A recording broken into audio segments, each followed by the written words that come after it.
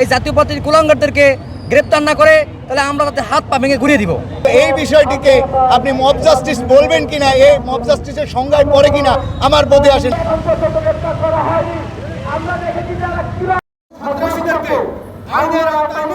আপনারা জানেন গতকাল বিকেলে 5টার দিকে জাতীয় পার্টি কর্তৃক আমাদের গণঅধিকার পরিষদের প্রায় 8-10 জন নেতাকর্মীর হামলা হয়েছে।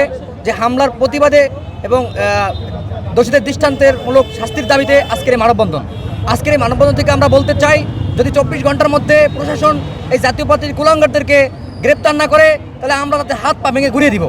আমরা কোনো বুইপুর সংগঠন নয় বা কোনো সরকারি পৃষ্ঠপোষকতায় কোনো সংগঠন নয়। আমরা আওয়ামী লীগ রীতিম সরকারের আমলে তাদের রক্তচক্ষু উপেক্ষা করে আমরা রাজনীতি করে হামলা মামলায় রাজপথে রক্তকাম জড়িয়ে আজকের এই জায়গায় এসেছি। সুতরাং জাতীয় পার্টির মতো সংগঠন আমাদের উপর হামলা করে পার পেয়ে যাবে এরকমের কোনো সাহস বা অন্য কোনো সংগঠন যাতে আমাদের প্রতি এরকমের পরবর্তী সাহস না করে, সেই চিন্তা করলে আমরা এই ভুল হবে তাদের।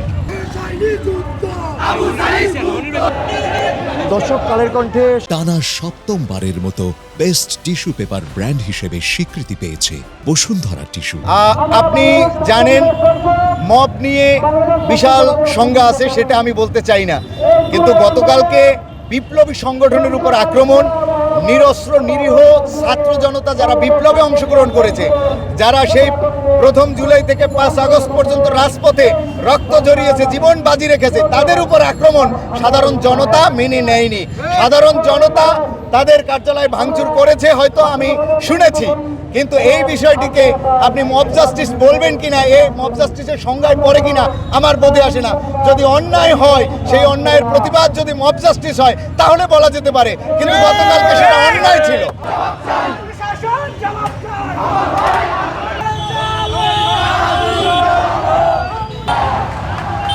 এটা সম্পূর্ণ একটি ভুল তথ্য।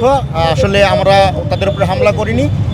মূল ঘটনা হচ্ছে ওখানে একটি প্রেস আছে, সেই প্রেসে আমরা আমাদের সাংগঠনিক কিছু ব্যানার ফেস্টুন বানানোর জন্য আমাদের নেতৃবৃন্দ ওখানে গিয়েছিলেন।